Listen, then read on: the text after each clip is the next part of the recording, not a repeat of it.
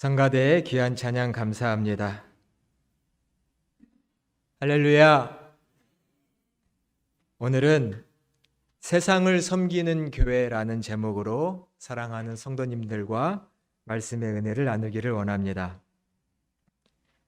예수님께서 12제자와 함께 예루살렘을 향해 가시는 길입니다.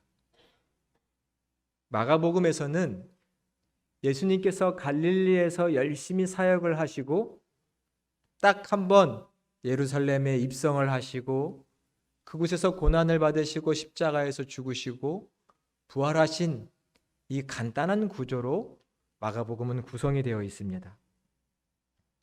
지금 예루살렘을 향해서 사랑하는 제자들과 함께 나아가는 그 길에서 야고보와 요한이 예수님께 조용히 찾아와 옆에서 한 가지 부탁을 합니다.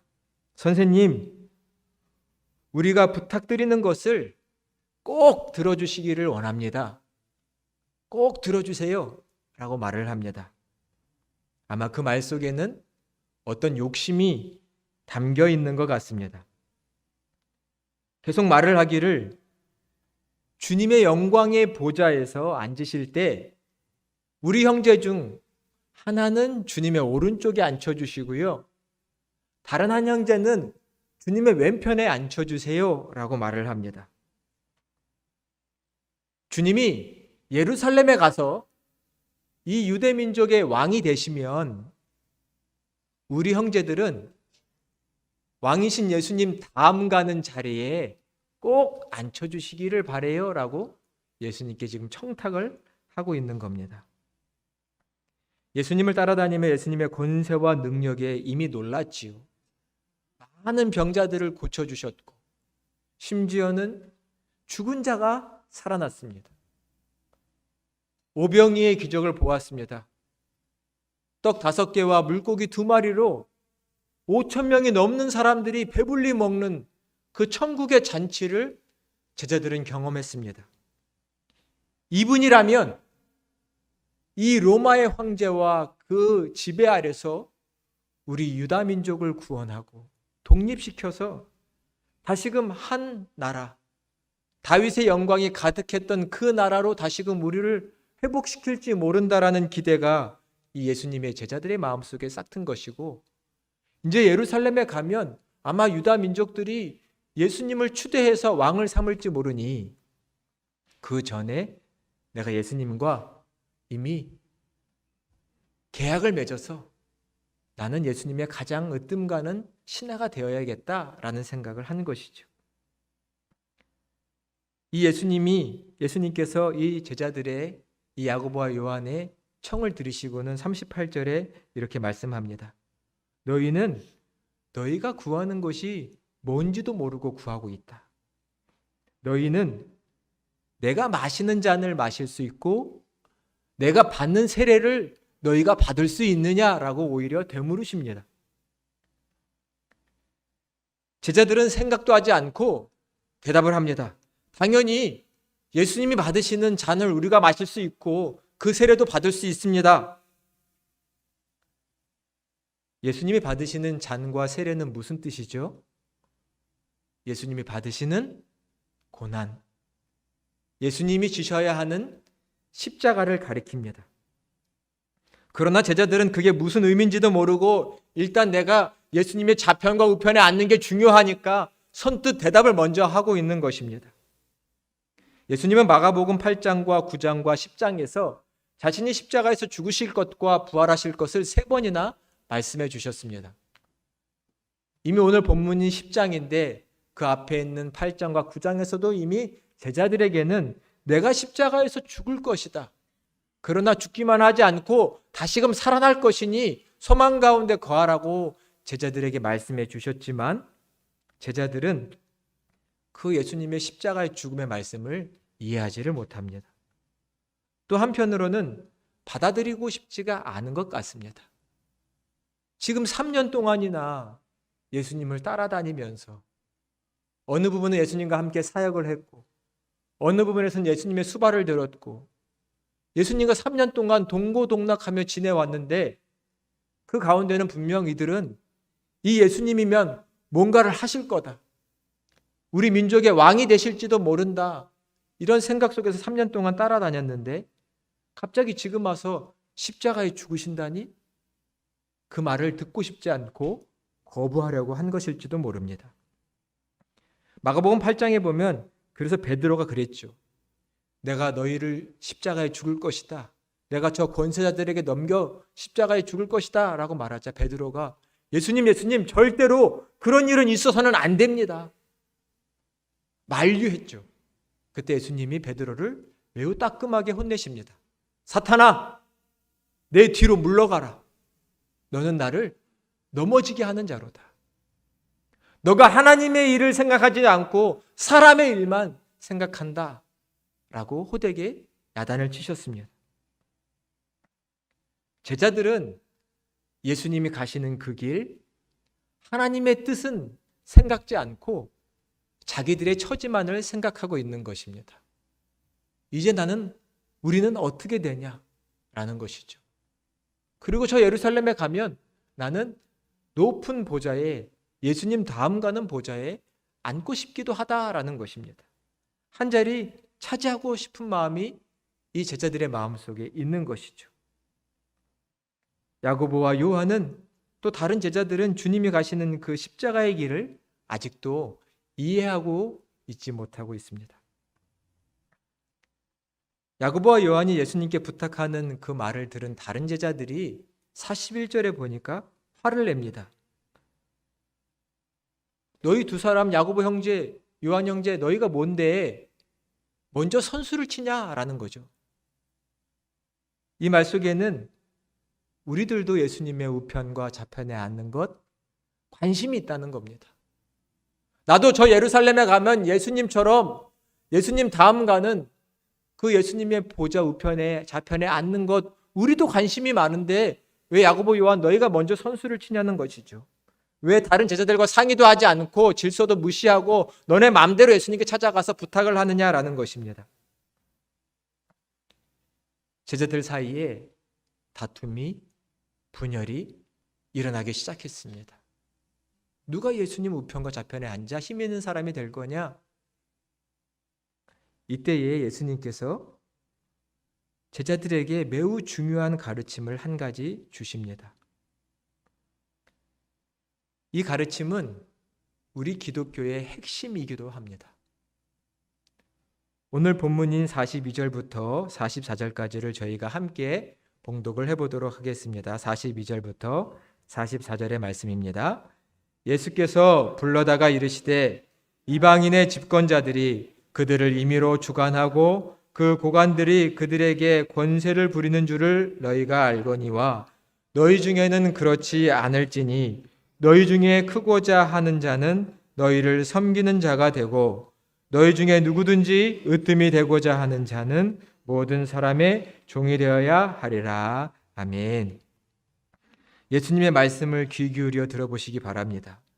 예수님이 서로 다투고 있는 제자들에게 말씀하십니다.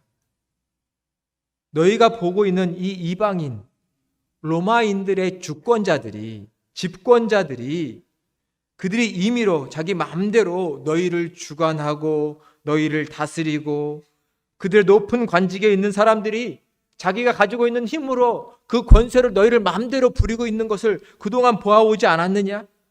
그 밑에서 행복했느냐?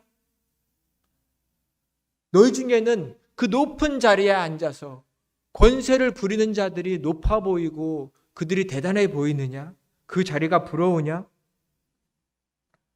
너희 중에는 그렇지 않을지니 너희 중에 누구든지 으뜸이 되고 크고자 하는 자는 더 낮은 자리에서 섬기는 자가, 종처럼 섬기는 자가 되어라 라고 말씀하고 계십니다. 나를 따르는 너희 중에는 그렇지 않으니 높은 자가 되고자 하는 자는 오히려 겸손히 자신을 낮춰 낮은 자가 되라고 말씀하십니다. 그 이유가 무엇일까요? 그것은 예수님께서 이 땅에 섬기러 오셨기 때문입니다. 오늘 본문의 45절은 성서학자들이 마가복음의 가장 주제가 되는 구절이라고 말합니다. 제가 봉독하겠습니다.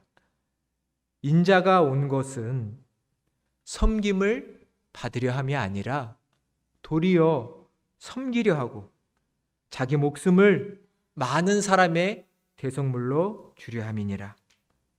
오늘 이 말씀을 꼭 마음에 새겨주시기를 바랍니다. 인자가 온 것은 섬김을 받으려고 온 것이 아니라 도리어 섬기려 하고 자기의 목숨을 대속물로 주려 함이니라. 하나님의 아들이신 예수께서 하늘 보좌를 버리고 이 땅에 오신 것은 이 땅 많은 사람들에게 내가 왕이다, 너희의 왕이다라고 섬김을 받으려고 오신 것이 아니라 가장 낮은 자리에서 섬기시려고 오셨다라고 말합니다. 그분이 이 땅에 오신 목적은 섬김입니다. 그 섬김의 절정은 무엇인가요? 내 목숨을, 자기의 목숨을 저 많은 백성들을 위해서 다 내어주시는 것입니다. 그들을 구원하고 그들을 살리기 위해서 십자가에서 자기 생명을 다 내주시기까지 섬기기를 원하셨던 것입니다.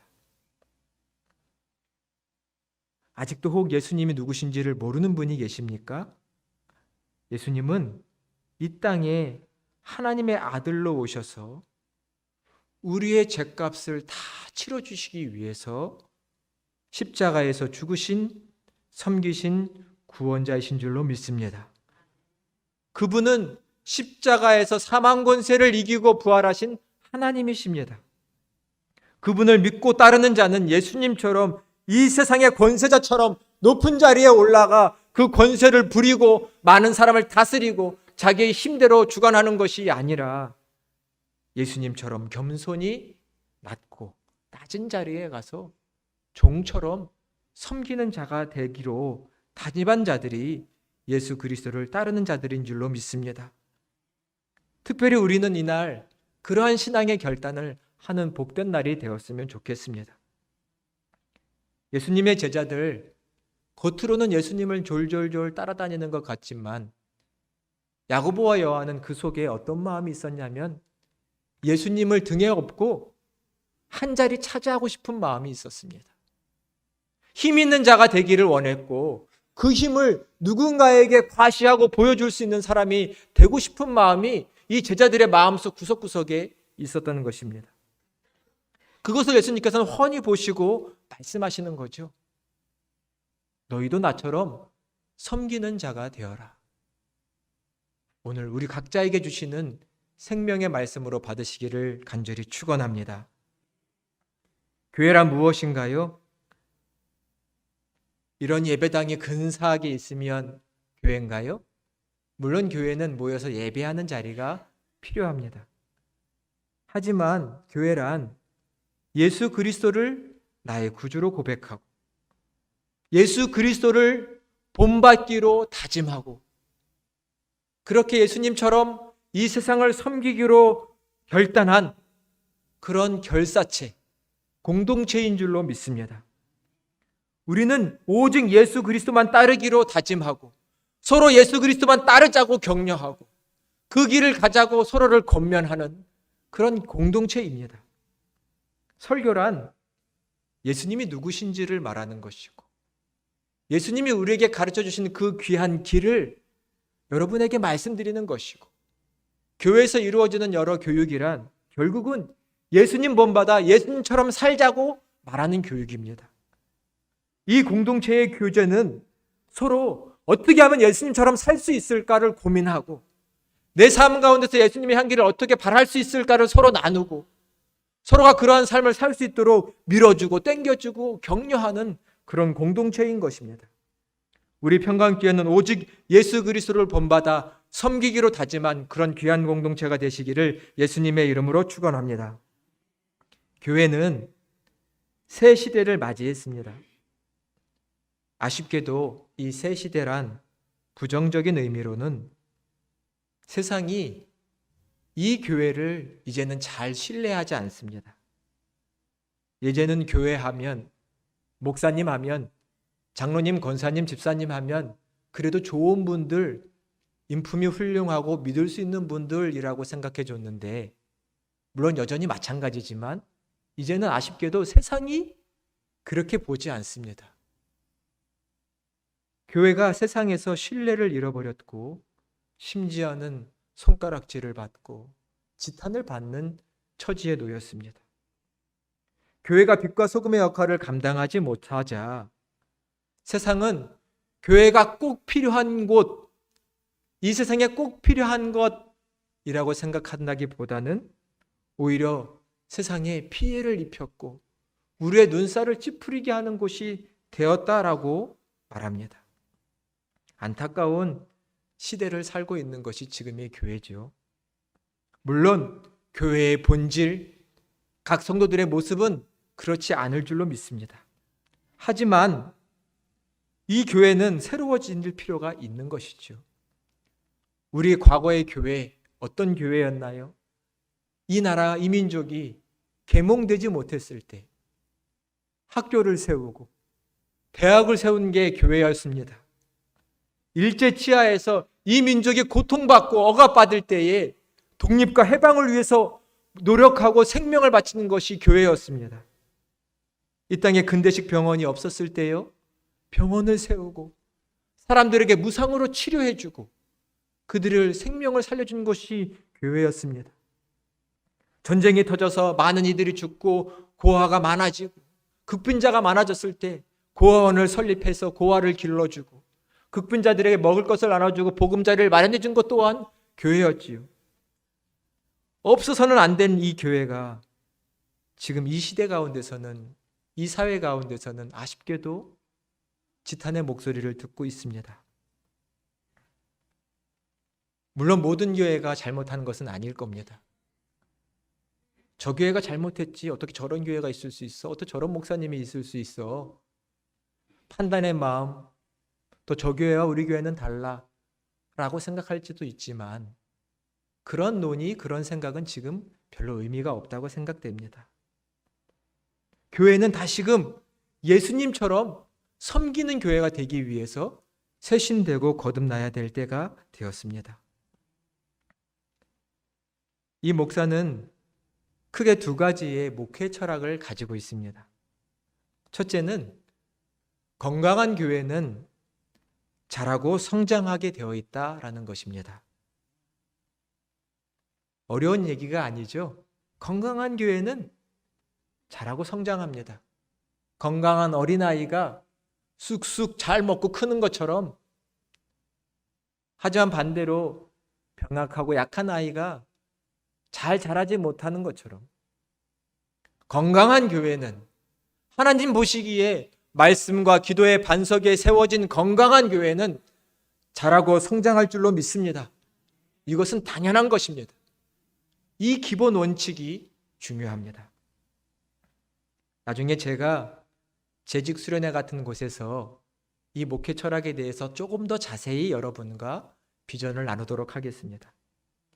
두 번째, 제가 가지고 있는 목회 철학은, 교회는 이 땅에 하나님의 나라를 세우기 위해서 이웃과 세상을 섬기는 교회여야 된다는 것입니다. 교회는 어디에 하나님의 나라를 세워요? 이 땅에 하나님의 나라를 세우기 위해서 이웃과 세상을 섬겨야 합니다. 교인들의 목표는 예수 믿고 천당만 가는 것이 되어서는 안 되죠. 물론 우리는 예수 믿고 구원받아 하나님 나라에 가게 돼 있습니다. 하지만 우리는 저 천국만을 소망하는 것이 아니라 이 땅에서도 하나님의 주권이 이루어지는, 하나님의 영광이 가득한 그 하나님의 나라, 그 하나님의 교회가 되기 위해서 우리는 헌신해야 합니다. 예수님은 이 땅에 오셔서 첫 선포의 메시지가 무엇나요? 하나님의 나라가 가까이 왔다. 나와 함께 저 하늘나라 가자라는 게 아니라 하나님의 나라가 지금 여기에, 이 자리에 가까이 왔다라고 말씀하셨습니다. 누구를 통해서요? 하나님의 아들인, 하나님의 구원자인 나를 통해 지금 이 땅에, 이 자리에 하나님의 나라가 가까이 왔다라고 말씀하신 것입니다. 그 하나님의, 예수님을 믿는 자들은 이 땅에 하나님의 나라, 하나님의 주권이 이루어지는 그 나라를 이루기 위해서 헌신하고 섬겨야 될 줄로 믿습니다. 이웃과 세상을 섬기는 것은 어찌해야 할까요? 조금 쉽게 말씀을 드려보면 이 한 가지의 질문을 우리의 마음에 새겨놓고 살아야 합니다. 지금 이 시대에, 이 사회에 필요한 것이 무엇일까? 내가 살아가는 지금 이 시대의 필요는 무엇인가? 내가 살고 있는, 우리 교회가 있는 이 지역 사회의 필요는 무엇인가? 이 한 가지의 질문에 곰곰이 생각해보고 우리는 응답을 하는 것입니다. 우리는 내 필요에 관심이 많죠. 내 가정의 필요에 관심이 많습니다. 조금 더 좋게 생각해보면 우리 교회의 필요에 관심이 많습니다. 하지만 이웃과 세상을 섬기는 교회는 이 세상의 필요가 무엇일까? 그걸 생각해 봐야 합니다. 우리 군자동의 필요는 무엇일까? 그것을 위해 우리 교회는 무엇을 할 수 있을까? 이것을 생각해 보는 것입니다. 교회가 나가야 할 방향, 교회가 가져야 할 비전, 이런 것들은 우리가 몸담고 있는 이 지역 사회의 필요가 무엇일까? 더 넓게는 지금 이 시대를 살아가는 인류의 필요는 무엇일까에 대해서 우리는 깊이 생각하고 그것에 응답하는 것입니다. 단기적인 사역을 하는 것이 아니라 지속 가능한 사역, 멀리까지 영향을 미칠 수 있는 그 사역을 지금부터 천천히 하나씩 해가면 되는 것입니다. 인류의 역사는 지금 요동치고 있다는 것을 느끼고 계시나요? 3년, 4년 동안 우리 코로나 겪으면서 얼마나 많이 충격받았고 힘들었고 어려웠습니까? 바이러스 하나가 창궐하자 온 인류가 스톱되었고 많은 사람들이 아프고 죽었습니다. 만날 수 없었고 교회는 예배를 닫아야 했습니다.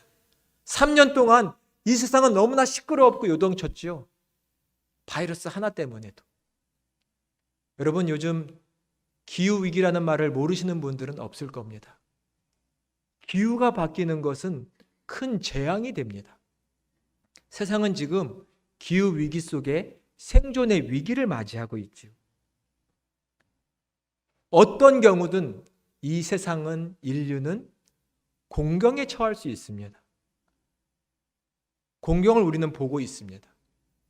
섬긴다라는 것은 이 공경에 처한 인류, 공경에 처한 사람들에게 결정적인 도움을 주는 것입니다. 줘도 그만, 받아도 그만, 그런 도움이 아니라 결정적인 도움을 줄 수 있어야 그것이 섬김이 됩니다. 누가복음 10장에 보면 우리가 잘 알고 있는 선한 사마리아인의 비유가 있지요. 한 사람이 길을 가다가 강도를 만났습니다. 강도가 그 사람의 것을 다 빼앗으려고 막 때리고 폭력을 가해서 그 사람이 거반 죽게 되었습니다. 길에 쓰러져서 움직이지도 못하고 누워 있습니다. 그 곁을 지나가던 제사장, 레위인들이 그냥 스쳐 지나갑니다. 아직도 이 주변에 강도가 있을지 몰라. 나도 위험할지 모르니까 도망가자. 빨리 이 길을 벗어나자. 라는 마음으로 지나쳤을지 모릅니다. 사마리아 한 사람이 나타나 거반 죽게 된 사람을 들쳐업고 자기가 타던 말에다가 얹혀서 그를 치료해 주러 데리고 가고, 자기는 길을 떠나야 하니 치료될 때까지 잘 보살펴 달라고 돈을 주고 갑니다. 죽게 된 사람, 크게 다친 사람에게 필요한 건 뭔가요? 그를 당장 치료해 주는 것이고 그에게 먹을 것을 주는 것입니다. 이것이 결정적인 도움이 되는 것이지요. 지금 이 세상에는 결정적인 도움이, 섬김이 필요합니다. 그것에 우리 교회가, 이 땅에 있는 교회가 응답하고 그것을 섬길 때 다시금 이 땅에 필요한 빛과 소금의 역할을 감당하는 그런 교회로 거듭날 줄로 믿습니다. 45절에 우리 예수님의 말씀을 기억해야 합니다. 인자가 온 것은 섬김을 받으려 함이 아니라 도리어 섬기려 하고 자기 목숨을 많은 사람의 대속물로 주려 함이니라. 섬기다라는 헬라어 말은 디아코네오라는 말입니다. 디아코네오. 섬김, 봉사라는 말은 디아코니아라는 말입니다. 디아코니아. 성경에 보면 디아콘이라는 말은 집사라는 뜻입니다. 우리가 직분을 맡고 있는 집사님 계시죠? 그 집사가 헬라 말로는 디아콘, 섬기는 자라는 뜻입니다.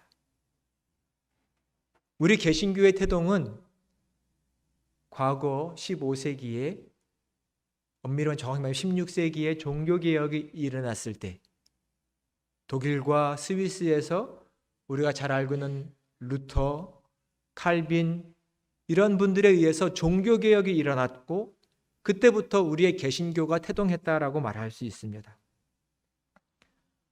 종교개혁, 개신교의 뿌리는 독일이죠. 독일의 개신교 연합이 1948년에 그들의 헌법에 이렇게 말하고 있는데 한번 주의 기울여 들어보시기를 바랍니다. 디아코니아라는 선교적 사업은, 디아코니아 섬김이라고 말씀드렸죠. 디아코니아라고 하는 선교적인 사업은 교회의 본질이며 기독교인 삶의 표현이다. 디아코니아 봉사는 교회가 하는 여러 사역 중에 한 부분이 아니라 디아코니아, 세상을 섬기는 이 선교적 사업은 교회의 본질이고 기독교인의 삶의 표현이라고 말했습니다. 그만큼 세상과 이웃을 섬기는 교회의 봉사와 섬김은 교회에서 매우 중요하다고 말할 수 있습니다. 간절히 바라옵기는 세상을 섬기는 것을 우리의 본질로, 교회의 본질로, 우리의 삶의 표현으로 삼으시는 우리 평강교회 성도님들이 다 되시기를 주님의 이름으로 축원합니다. 세상을 섬기기로 우리는 다시금 다짐해야 합니다. 나는 세상을 섬기기로 왔다. 예수님의 말씀이 곧 나의 정체성이 되어야 됩니다. 나는 이 세상을 섬기기 위해 있다.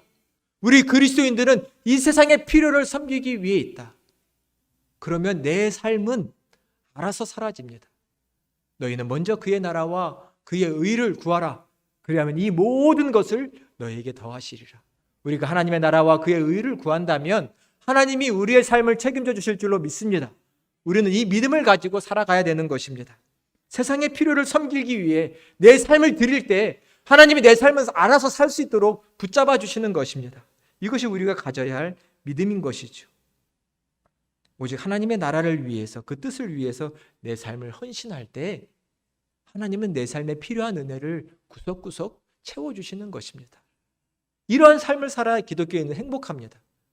내가 내 삶을 잘 살아보려고 전전긍긍해봤자 잘 되지 않는데 하나님을 위해 헌신했더니 하나님이 내 삶은 저절로 잘 살아질 수 있도록 도와주시는 그 경험을 해봐야 이 신앙의 생활이 얼마나 행복한지를 경험하는 것 아닐까요?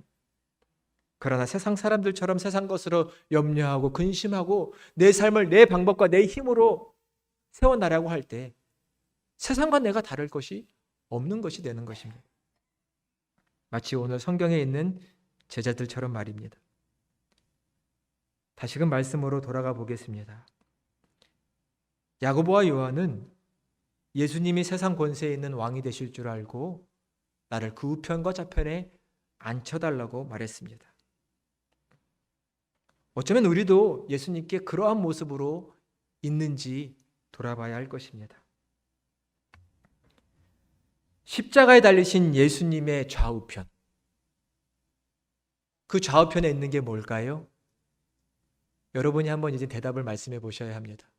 십자가에 달리신 예수님의 좌우편에 뭐가 있지요? 십자가가 있지요.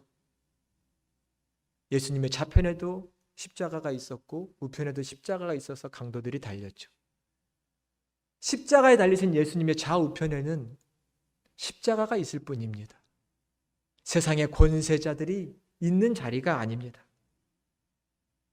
십자가의 길을 가신 예수님의 우편에서 좌편에서 우리가 져야 할 것은 십자가밖에는 없는 줄로 믿습니다. 우리가 가야 할 길이 바로 그 섬김의 길입니다. 예수님께서도 십자가의 길을 가시며 이 세상을 섬기셨듯 우리도 예수님과 함께 예수님을 따라 그 길을 가며 내 생명을 다 바쳐 이 세상을 섬기고 이웃을 섬겨야 될 줄로 믿습니다. 그런 교회가 될 때 교회는 다시금 세상으로부터 지탄받는 교회가 아니라 정말 교회가 필요해, 이 땅의 빛과 소금이야 라고 세상으로부터 칭찬받는, 고백받는 교회가 될 것입니다. 예수님처럼 다시금 이 세상을 섬기기로 다짐하시는 여러분 되시기를 바랍니다.